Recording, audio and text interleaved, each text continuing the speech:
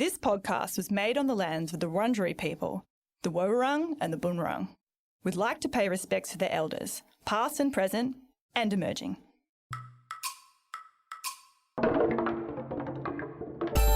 From the Melbourne School of Psychological Sciences at the University of Melbourne, this is PsychTalks. Hi and welcome to PsychTalks. I'm Professor Nick Haslam, a social psychologist here at the University of Melbourne School of Psychological Sciences. And if you're looking to deep dive into some incredible new research in psychology and neuroscience, then you've come to the right place. I'm joined by my colleague and co-host, Associate Professor Cassie Hayward, whose area of expertise is in applied psychology and behaviour change. Hello, Cassie. Hi, Nick. Well, today's topic is one that I think is really going to interest a lot of our listeners, and that's because we're talking about gender dynamics when it comes to divvying up the responsibilities in running a household. And as part of this, we'll also explore how different domestic workloads can actually impact on what couples get up to under the covers. To take us through her fascinating research on this, we're joined by Dr. Emily Harris.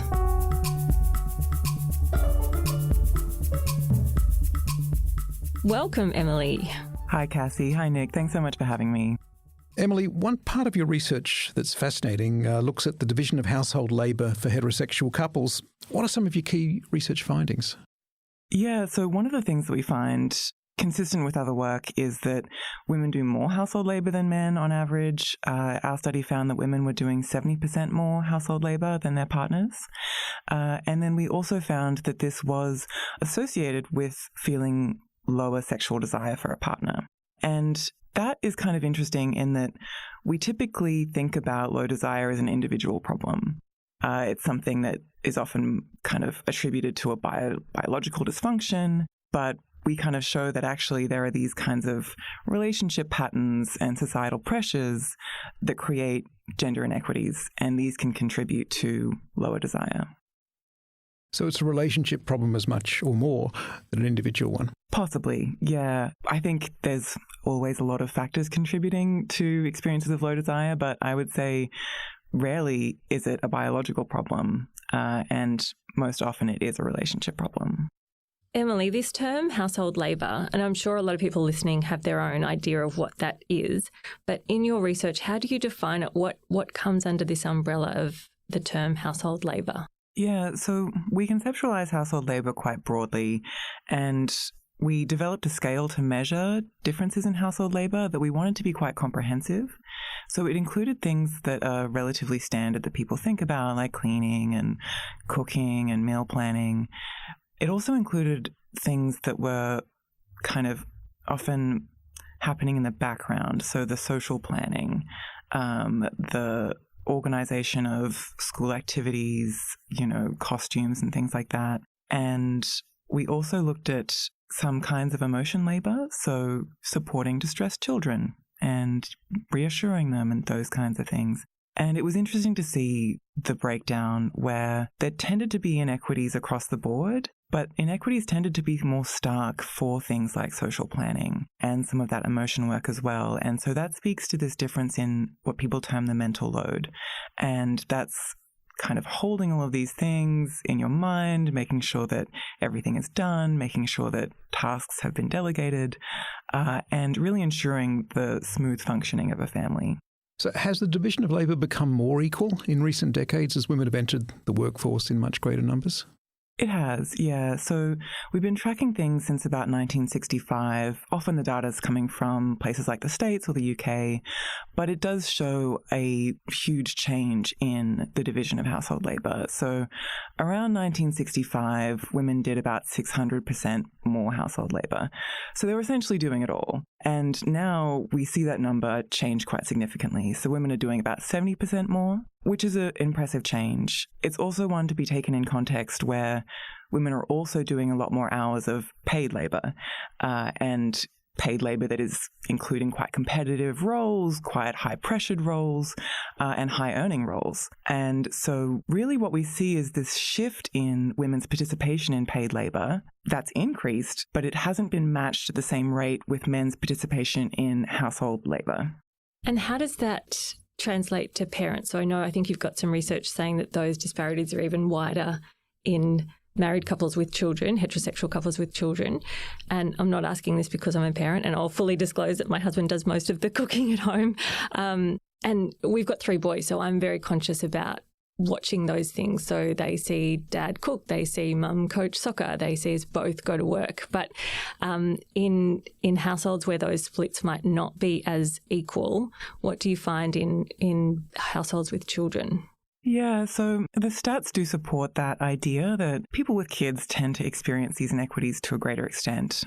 So women with children who are partnered with men tend to do about 90% more household labour than their partner. And we also see this kind of anecdotally in people's reports and experiences where they kind of find that these inequities in household labour really emerge and become very prominent after kids arrive, when both parties are very exhausted, exasperated, and sometimes the default just becomes the easiest thing, but the default often means that women end up doing a lot more. That sounds like a real recipe for conflict in couples with children, but also presumably in those without as well. That's right, absolutely. So inequities in household labour have been linked to higher divorce rates. And there's also just this general tendency where relationship problems have these spillover effects. So if couples are having frequent conflicts around household labour, it can impact their work lives, their parenting, their social lives, and it can have that kind of dark cloud effect. And I'm assuming that it might set up those gender stereotypes for their kids as well in households with kids if they always see mum doing the washing and dad not. As I said, I think I really try and watch that in our household. But in more lopsided households, what impact does that have for the kids in those situations in terms of setting up those kids' expectations and stereotypes around gender roles? Yeah, totally. Cassie, I think it's a really good point. Modelling is really important for developing those norms. And really, I think that's at the heart of the issue is these gender norms that position women as the primary carers and men as the primary financial contributors. And that starts in the home. So if couples are recreating these gender roles, it can be something that gets passed on to children and makes a cycle that's very difficult to break throughout the generations. And I'd also kind of note that I think even in families where the couples negotiate and have a fair and equitable distribution of labour, these gender roles can kind of creep in these subtle ways. There's kind of these more broad social expectations and lessons that kids can adopt. And it really requires an active engagement with the kind of roles you're taking on and critiquing these gendered roles constantly. So it's effortful. So how much do you think it's about stereotypes and how much is it about economics? So, with the gender wage gap, you're going to have on average the guy in the couple earning more. And so presumably some couples might say, well, we're aware of this, we're enlightened, we want things to be equal, but he makes more money than me, so it made sense for me to stay home. Yeah, this is maybe a good point to just bring up the difference between equity and equality. And it's one where I think the goal is not necessarily to have a 50-50 split of paid and unpaid labour. For some couples, it might make sense for one person to work one day a week or not at all, and so they'll be doing more household labour. I think what's really key is to have that division agreed upon mutually and one that is fair for both parties. At the moment, the data suggests that it's not mutually agreed upon. Women are doing a lot more household labour than they would want to, and it doesn't seem to be fair given the number of hours they're doing. So in terms of the economics, it's kind of up to the couple to decide who wants to do more paid labour and who doesn't. Something I would highlight is that, again, I think one of the easier default options is for women to become part-time. And in part, I agree that the gender wage gap is contributing to that. Maybe her earnings aren't as high as the man's. But then that kind of exacerbates the issue down the track when if she goes part-time, she may have fewer opportunities for promotion, simply less career progression that she might want, and lower superannuation. And so I would caution people against choosing that as their default option. Terrific points. Look, in terms of your own research and the broader research in this area, what do we know about why these differences tend to emerge in household labour? So in some of your papers, you use the term heteronormativity to explain it. Can you explain what that is? Yeah, for sure. So heteronormativity broadly describes this idea that heterosexual relationships are natural and that women should partner with men and vice versa, and that within those relationships, women and men should take on certain roles. So originally, this term was really helpful for highlighting this quite homophobic assumption that people are and should be heterosexual. And a kind of trickle-down effect is that they should take on these gendered roles. So a heteronormative relationship is one that is really kind of guided by social expectations, gendered pressures around what women should do and what men should do, which are the kind of traditional ones that we all know of, the homemaker and the breadwinner. And there's a paper, you alluded to this finding a bit earlier, but you published something a couple of years ago and it went very viral. And you showed that these gendered norms, these heteronormative norms and their effects on the unequal distribution of household labour had an effect, which no one had suspected before apparently, on the couple's sex life. So what exactly did you find in your research? Yeah, that's right. So for many people, it will be unsurprising, but we found this strong link between women doing more household labour and feeling less sexual desire for their partner. And we explored why that might have been the case, and two things emerged. We found that women who did more household labour than their partners said that they found it really unfair, and they were also more likely to perceive their partner as dependent on them and sort of in a childlike way. So this is where that term man-child comes in. They perceive their partners as really relying on them and needing them to kind of get through the days. And it was those two factors, the unfairness and the dependence, that linked it with lower sexual desire for a partner. So in households that had more equal distribution of labour in the household, was there better bedroom activity going on? Yes. So, the flip side is that there was higher desire among those couples with more egalitarian relationships. And there is some work as well looking at sexual frequency, and more egalitarian couples, at least in the kind of more recent surveys, do tend to have more frequent sex as well. I think that's the ad for men to help in the kitchen and the laundry. Yes. You could write it just there. It does seem compelling, yeah. So assuming that we do want household equity in relationships, and you helpfully explained equity versus equality, what are some of the barriers to achieving it? Do men who don't pull their weight fail to realise that? Are they just blind to it? Perhaps because they're just following norms or reenacting the relationship they saw their parents having decades before? Do they realise the situation's unequal but feel entitled to an unequal arrangement? Do they realise household labour is unequal but think that they compensate that for other ways just by being wonderful guys? Or is it just men are unreconstructed slobs? Yeah, great question. Look, it's a tricky one. There's always a complicated answer, I think. There are so many reasons why the persistence in inequities in household labour has occurred. I think probably because these gender norms tend to be somewhat unconscious. And I think more often there's this kind of fallback on what we think we should do. And typically no one's saying to women, you need to spend more time in the kitchen, or you need to pick up the kids from school, or buy the birthday presents. And no one's necessarily saying to men, you need to be the ones who pull the weight financially. These messages come through in a more pernicious way. They are subtle, and I think that's sometimes where their power lies. And people could just kind of find themselves having relationships, having kids, being busy, being tired, and ending up in more traditional gendered roles. And I think sometimes there may be more sinister things at play. Sometimes people might take advantage of gender roles to their benefit, but I think often it is the kind of reliance on traditional division of labour. With that traditional notion of how the genders should behave, I know this is a little bit different to your actual research, but I want to take a social media tangent. There's a relatively large movement in social media of the trad wife. So influencers pushing this idea that, the woman should be at home and not working outside the home.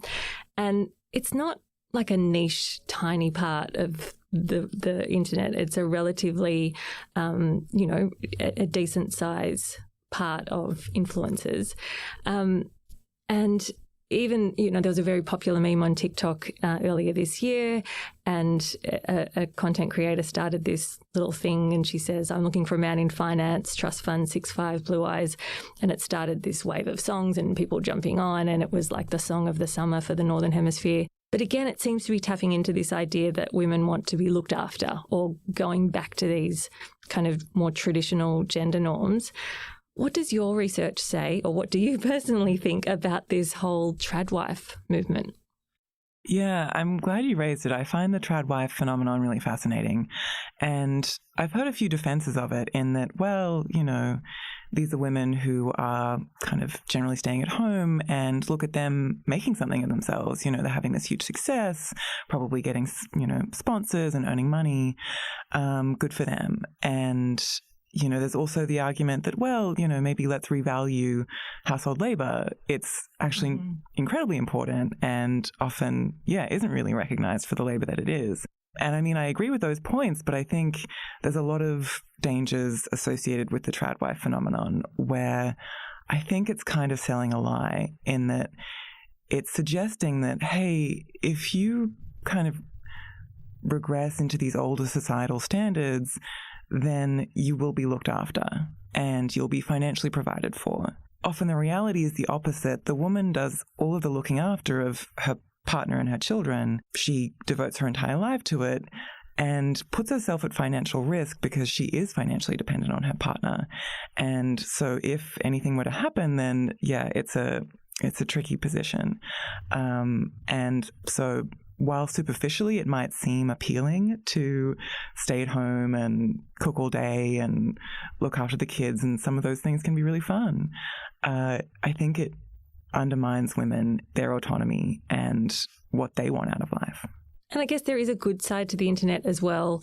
Hamish Blake, a very popular Australian comedian, makes a thing twice a year for his kids, and he bakes his kids birthday cakes, and they're these big elaborate creations of whatever their kid wants. And I mean, I think that helps, right? Because his following sees the man and the husband and the dad making the cake, which is traditionally a very kind of mum thing to do, or grandma in my family's situation. But are there good sides of the internet in terms of challenging gender roles?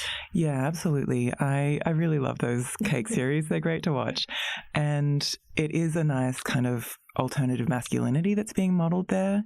I think Hamish Blake is a good example. He places a huge degree of value on fatherhood, and he talks about that a lot on his podcast, and he talks to other dads and how much they love it.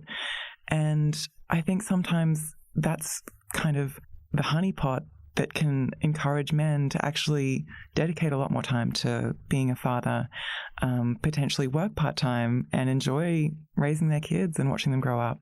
So I really do think that there are these kinds of positive examples, positive influences. I think The Imperfects are another great example. They've got a good episode on the division of labor in relationships. And we do have these kinds of other options we can go to. So we just have to make sure our algorithm is on that and not on the tradwife. That's right. Train the algorithm. Yeah. When it comes to the bigger kind of societal picture, things like parental leave, flexible work, I know we've touched on it a little bit. Are there any countries or cultures that really get this right? And I know we often hold up the Nordic countries as gold standard here, but I think even though men and women get access to equal amounts of parental leave there, I think even there it ends up skewing towards the female. So I think they have it more right than we do, but I think they still have some challenges as well. As far as we know, who does this stuff best? Yeah, so my understanding is that you're right. The Nordic countries tend to have the best policies. Some of the more effective ones are use it or lose it approaches to parental leave. Mm-hmm. And so that means that, let's say there's a couple with a man and a woman, each are assigned something like 8 weeks of parental leave. And if the man decides not to use it, it doesn't mean the woman gets 16 weeks. Right. He just loses it. And so it's quite a strong incentive to take the leave. Those models can be very helpful for encouraging this kind of societal change. Of course, there's always things to be a little wary of, though, where there tends to be a finding that when men are on parental leave, they sometimes have career progressions because they have time at home and they might be doing work on the side, and their partner is picking up the extra work. So those kinds of things, require additional interventions. But at that kind of country level, we can look to some of those Nordic countries for inspiration. Is there anything else that Australia should look at in terms of policy-wise? Like, what could we do as a country or a society to get better at this stuff? Yeah, so it's a great question. There's a few things. I mean, I think encouraging change at that kind of parental leave policy level is a really great lever to pull, and encouraging companies to, have flexible work arrangements for both women and men. And that's a trickier one. That's kind of more at an organizational level. And it's a bit of a culture shift, but we could kind of see some change in more kind of governmental organizations where there are incentives for both women and men to take parental leave and not to be judged for it, not to be penalized for it when they return to work. And that can, be helpful for that higher level change. And then I guess your advice to the men listening would be to help in the kitchen and the laundry and around the house with the kids. Yeah, totally. I was kind of thinking earlier about how relationships and, families where there are young kids are almost like a startup. They're often kind of messy. Things are a bit chaotic. It's hard to create this order that is going to be equitable and make everyone happy. And so I think one of the key issues is actually that project management of the household, that kind of higher order organization. So for the men, it's not just about doing what you're told, it's about being a co-manager of the house. And it requires a very active engagement. And I think one thing where you can start is really listening and being curious about your partner's experience and what they're struggling with and what they need, and being very open to that. So, Emily, your work is so impressive for bridging between that level of society and politics and culture on the one hand, and then the nitty-gritty of intimate relationships on the other. If anyone who's listening finds your work resonating with their own experiences in their own relationship, especially in a bad way, what can they do about it? Yeah, I mean, I have a lot of compassion for it. I think it's a very common and difficult issue. And there's a few things they can kind of consider. So at the couple level, sometimes it's helpful to recognize patterns where a common pattern is an approach withdraw kind of communication style. So one partner might be desperate for change. They want their partner to help out with buying the birthday presents. And they come to their partner kind of exasperated, asking for change and asking their partner to help more. The partner might feel defensive or attacked and withdraw and shut down. And that kind of cycle tends to repeat. So for couples who are experiencing that kind of dynamic, finding ways to break that, it can be helpful simply to identify it with your partner and say, hey, I've noticed that this tends to happen. It can be helpful to set aside a time that you both agree on to talk about household labor, how you're managing things, how you're both doing, and put it in your calendars. That way, no one's blindsided, and both parties have some time to think about what it is that they want to ask, what are their needs, and they can have some time to do a bit of perspective taking as well. Emily, I feel like we've covered so much content today. If people want more information about anything we've chatted about, do you have a website that people can go to? Yeah, for sure. So they can check out my website, and we'll probably include that in the show notes. It's www.dr, so just Dr, EmilyAHarris.com.